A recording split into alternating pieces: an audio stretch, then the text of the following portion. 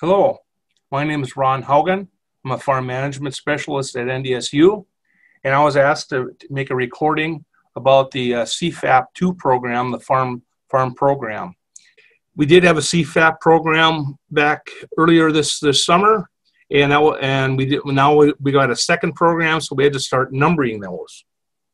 I wish we could be in person, and but we thought we would do these recordings, and then you can listen to those at your convenience. Before I get into the CFAP, I want to talk in general about farm programs. I want to do a little recap of the farm program payments that were made in 2020. 2020 was a big year. There's been a lot of government money paid out in 2020. We have our regular farm program payments from the 18 Farm Bill. And then we've got 2 ad hoc programs, okay? And so the CFAP 1, that started on May 26th to September 11th. They actually extended the deadline because there was 16 billion projected and only 10 billion was paid out across the nation. They didn't use up all the money. So they took that money and added some more money to it and then did a CFAP 2 program, which started last September 21, excuse me, and it goes until December 11th. It's ongoing right now. It's a projection of 3.2 billion, okay? The 2018 Farm ARC and PLC payments have been made now in this past October. Now that is for the 2019-20 crop year. So the CFAP 1, this shows you how much was paid out on the first program, and which now this program, remember, has ended. There was about over $285 million paid out, and if you look at that chart here, you can see that cattle, 136 million. Okay, so that was the highest on the list. This program was designed for cattle producers because they were affected quite a bit with the COVID problems, with the packing plant shutdowns and the disruption in the supply chain. So they got the brunt of this, and cattle producers typically don't get many farm program payments. It's usually grain producers and crop producers. So this is a little different story this year. I wanted you to make note that there's a little arrow here by barley. Barley was in this CFAP 1 program, and it was only malting barley, but there was a lot of complaints, and so they actually changed the rules, and they allowed other barley like feed barley, all barley, to be in part of that eligible crop. So at this point, they're still taking applications to update your CFAP 1. I'm going to talk a little bit about these PLC payments that were paid out for 19 that we're getting now in 20. If you have a wheat base and you were in PLC, you're going to get a very good payment. You look there, it's 92%. So it's 92 cents, I should say. 92 cents times your PLC yield times your base acres times 85%. Also, you have to take off 5.9% for the budget sequestration. Wheat came in at 92 cents, corn at 14 cents, and there was no PLC payment for soybeans. The ARC payments, those have been paid out, and those, of course, vary by county, depending on the benchmark. But we do have the marketing year average price came in at wheat for $4.58, corn for $3.56, and soybeans for $8.57. And so with wheat there too, probably a good bet you got a fair payment even on the ARC payments. So let's talk about the CFAP 2.0. CFAP stands for the Coronavirus Food and Assistance Program. Here is the chart of the payments so far. This is a few weeks old at this point. There's been 7,302 applications in North Dakota. You can see that wheat is coming in at 48 million, but that necessarily may not stay because this program is ongoing until December 11th. Okay, so we don't know how this is eventually going to end up with which commodity would get the most money, but we'll find that out when it's all said and done. The CFAP 2 program is quite different than the CFAP 1. It's broken down into 3 types: the price trigger commodities, the flat rate crops, and the sales commodities. So we'll try to go over these individually. First of all, the price trigger row, they call it row crops. Row crops include not only corn and soybeans, but also wheat and barley and more solid seeded crops, even though they call them a row crop. Okay, you're gonna get at least $15 an acre for your eligible acres. You get the greater of 15 or the calculated amount. Okay, so eligible acres, this middle paragraph here, this is the crux of the formula. Eligible acres of the crop multiplied by the nationwide marketing percentage, which USDA came up with, multiplied by the specific payment rate, which is set by USDA, multiplied by your actual production history from your crop insurance. Okay, so if you do not have an APH, there's a special rule here that you would take 85% of your weighted ARC County benchmark.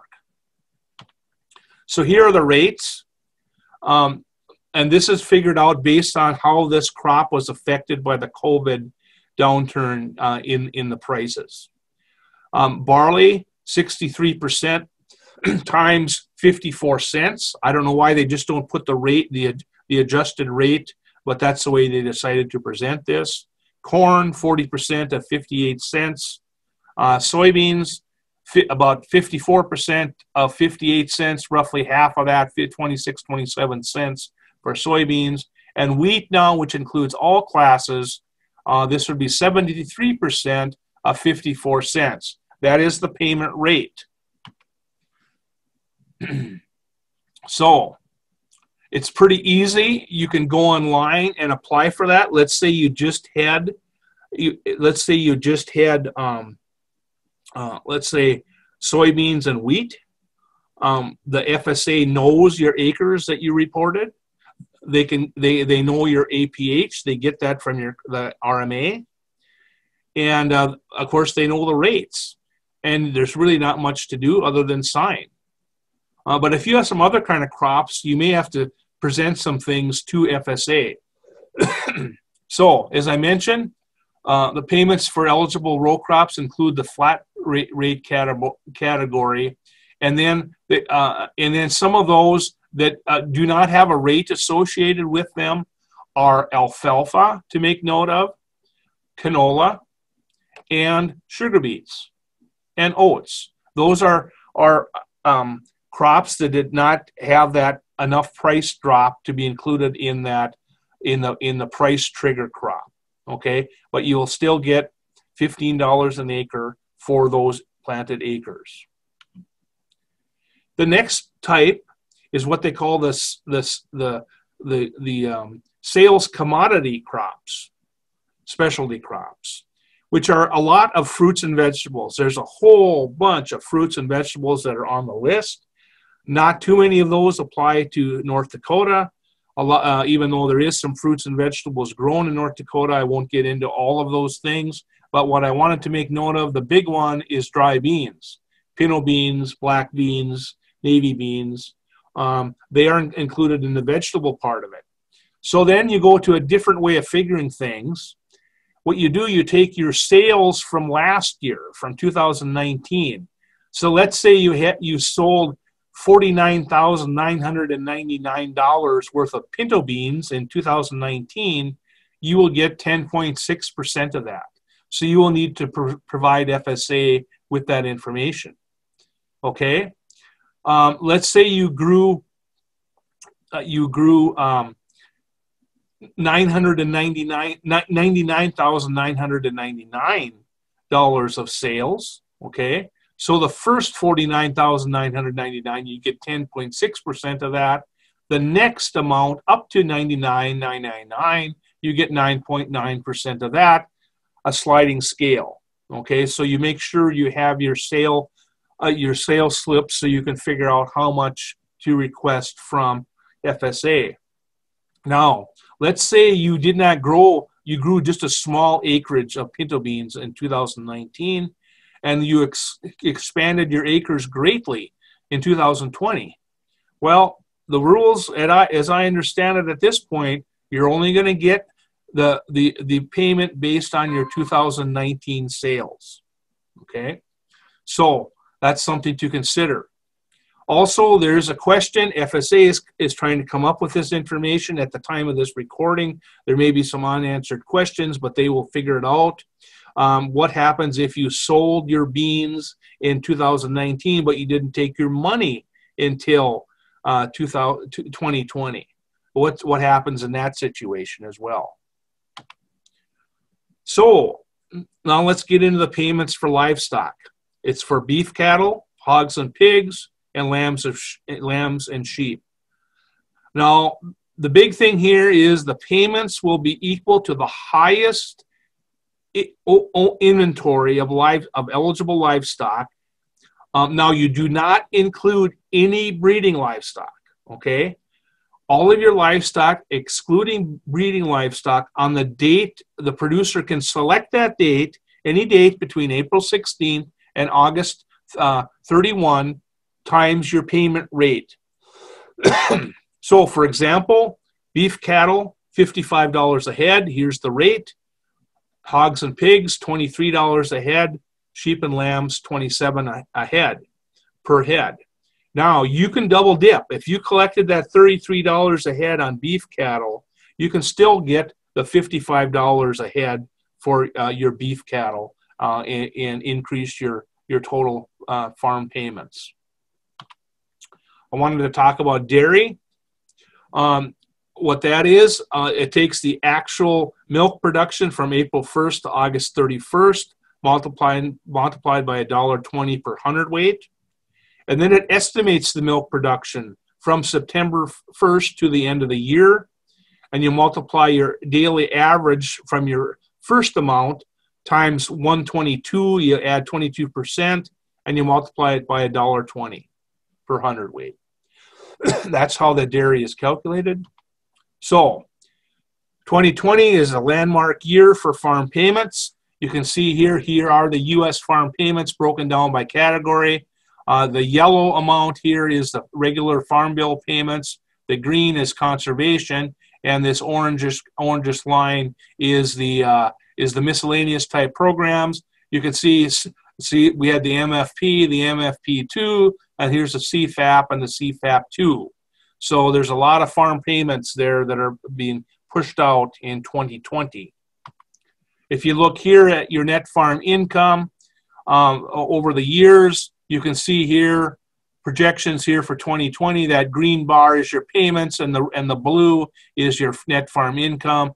That's quite a big percentage of your total farm income. You notice here back in '83, you can see the much bigger percentage of your government payments compared to your net farm income, and you can see how it varies over the year. Here are the recent boom years. This little blip right here in about '73, that is your Russian wheat deal, which was a big deal at the time. And I always like to show this slide. This is that same slide adjusted for inflation.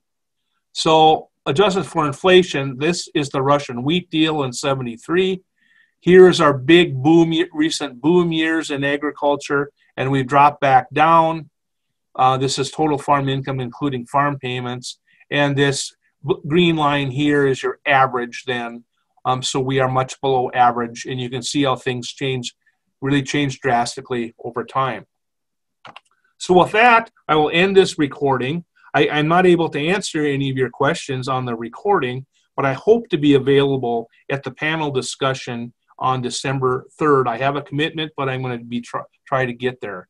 With that, thank you very much.